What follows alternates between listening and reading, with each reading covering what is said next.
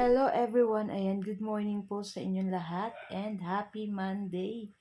So Monday na naman po, unang araw.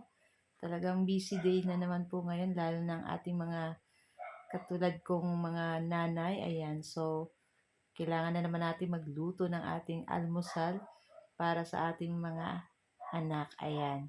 So for today's video ay tara, samahan niyo pang magluto nitong ating ginisang corned beef with egg. Ayan, shout out po pala sa ating mga new followers. Welcome po sa Mamshi and Three Sons. Ayan. Kung hindi pa po kayo naka-follow, naka-like, naka-subscribe sa aming FB page, ayan, at sa ating YouTube. Huwag niyo pong kalimutan like, follow, subscribe para palagi po kayo updated sa aming mga bagong video na i-upload. So yun na nga guys, so sa isang kawali, ayan, naglagay lang po tayo ng konting mantika at nag-start na tayo mag-isa nitong ating mga sibuyas. Siyempre, sa corned beef po ay masarap ang maraming sibuyas. Yan po ang nakakapasarap dyan. So naglagay na rin po ako ng konting asin dun sa ating sibuyas para may lasa na itong ating lulutuin ginisang corned beef. Ayan. Tapos, nilagay na rin natin dyan yung ating corned beef.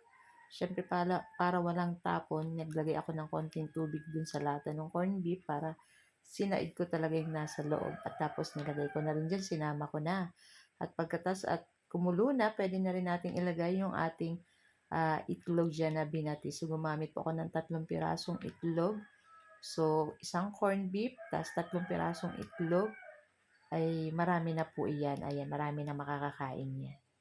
So, na nga at lulutuin lang po natin itong ating itlog dyan. Siyempre, halu-haluin po natin iyan para hindi po dumikit sa ating kawali. Ayan.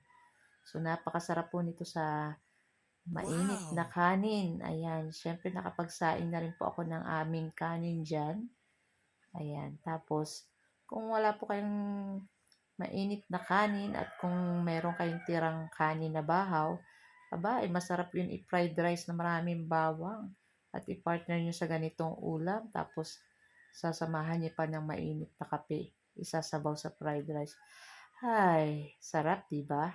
So, na nga at luto na rin to guys. Ayan. So, kung ayaw nyo naman pong kumain ng kanin, pwede nyo rin tong ipalaman guys sa sliced bread or pandesal. Ayan. So, luto na rin to guys. Ayan, i-transfer na natin sa ating plate. Ayan. At, syempre, mag-ready na rin po tayo para sa ating breakfast. So, guys, ito lang po ang aming video today at sana po nag-enjoy kayo. So, guys, thank you for watching and see our next video again. Tara na!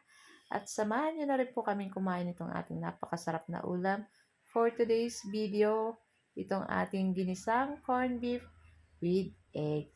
So, ayan na nga guys. Happy tummy na naman. Sarap!